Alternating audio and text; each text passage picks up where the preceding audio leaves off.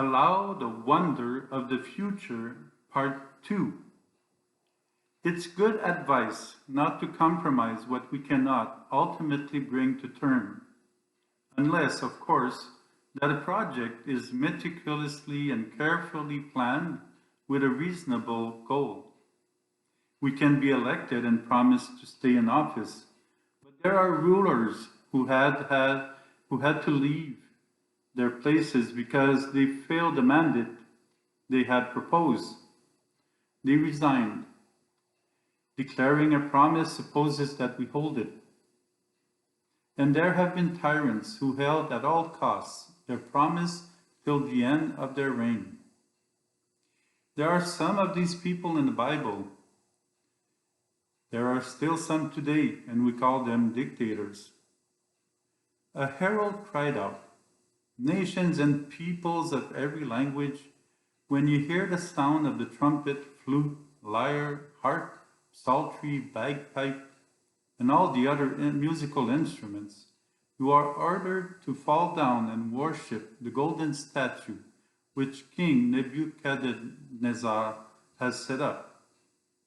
Whoever does not fall down and worship shall be instantly cast into a white-hot furnace." This is in the book of Daniel. Dictators ignore other people. They rule because power and fame for their person make them proud. They create their own gods.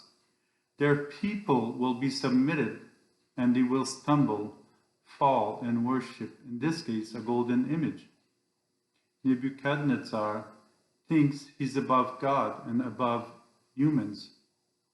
And to succeed, he's ready to any vileness and betrayal and even destroy the people on his way. It's not necessary to describe the actions and words of the dictators in our world. We already have a good idea. When Jesus offers similar recommendations, do not swear, do not keep promise, do not worry, he's always inviting us to be cautious, and he helps us to become freer and happier. He doesn't mean not to be bold and give ourselves chances and challenges, but he exhorts the wisdom of daring and well-calculated challenges. Jesus invites us constantly to reflect and meditate about the ambush that can make our life miserable, which can lock us up in pride and lead us out of good works for humanity and for us. A well-thought-of promise is often reasonable. We need to adore Jesus, who is love, and embrace his teaching to avoid non-achievable pitfalls in the future. No promise, no curses, no disappointments, and no worries. Then we are free to live and marvel now, hoping in Jesus, and the future will be good. We do not live in the future at this time of our life. We do not lose a lot of energy trying to catch the bird in flight. We put better chances on our side. We do live now in the present. We are not in the future nor in the past. It is only through memory and thoughts that we swivel from the past to the future. But we are here and now. We are here. Let's adore Jesus, who is love, and embrace his teaching to avoid the pitfalls that are unachievable in the future. For example, we would like to build a house, but we know that with our projected finances, this seems unattainable for now. We keep our project in mind.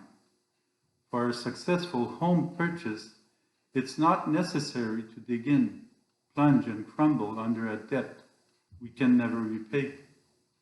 Otherwise, the pressure exerted by the inconsiderate borrowing will lead us to live in fear or to lose the house. The risk is real of destabilizing the possibility of a bright future. We will lose joyful years by living in the future. To make a budget, for example, it's necessary to finish our year and make sure we do not spend beyond our means so that we'll avoid unnecessary headaches. However, acquiring a home is possible and realistic when the purchase is well planned. We all know that. We heard this before. A person who is not in debt is a rich person. The future promises to be happy when our life is taken over by Jesus. This is not a tendency to dare even think to give our life to someone. In fact, we don't place our life in the hands of anyone. Yet it's highly recommended to put our whole life in the hands of Jesus. For he's the only one who can love us completely, since he is love. He knows what's best for us and for our future.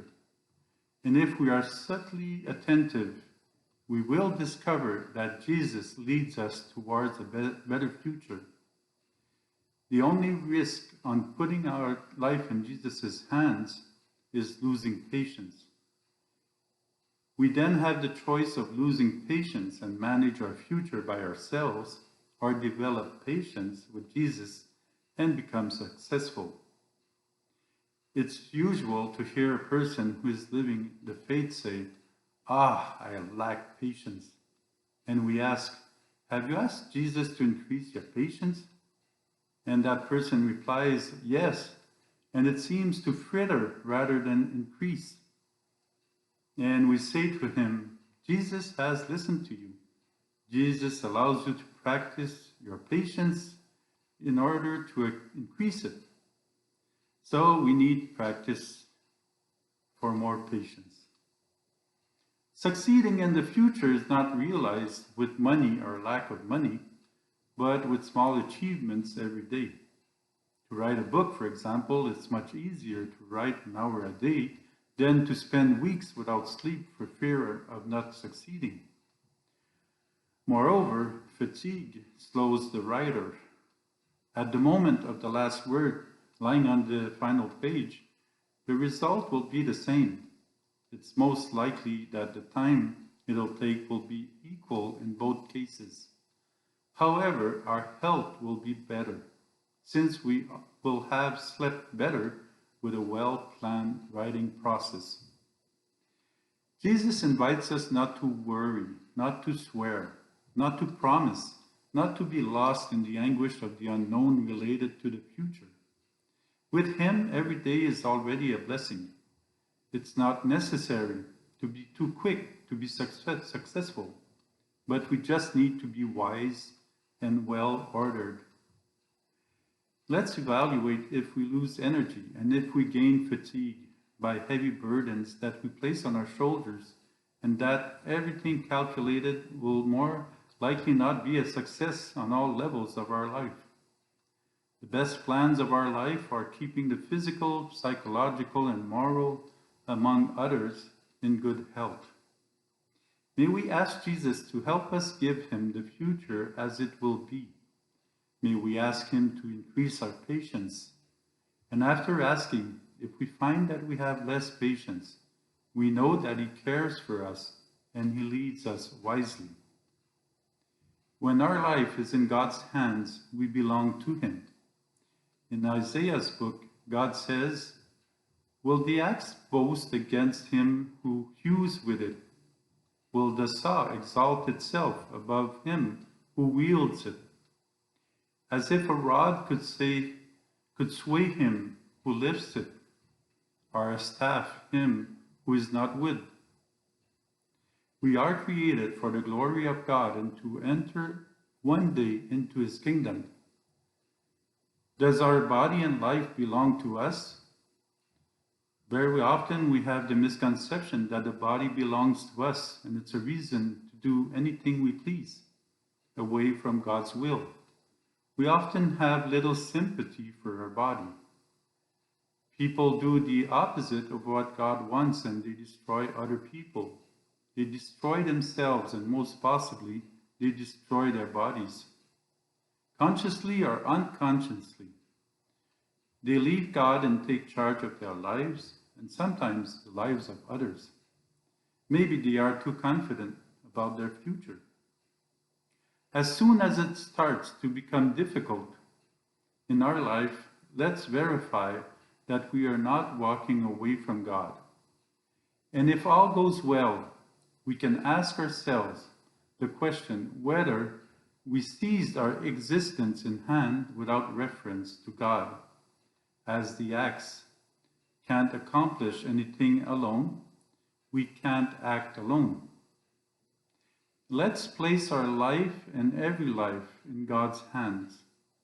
We need to let Jesus have the care of watching over us. Let's ask him what he wants us to do with life, with the body, with who we are, with what we receive from him. We will be amazed at what we can achieve beautifully with Jesus.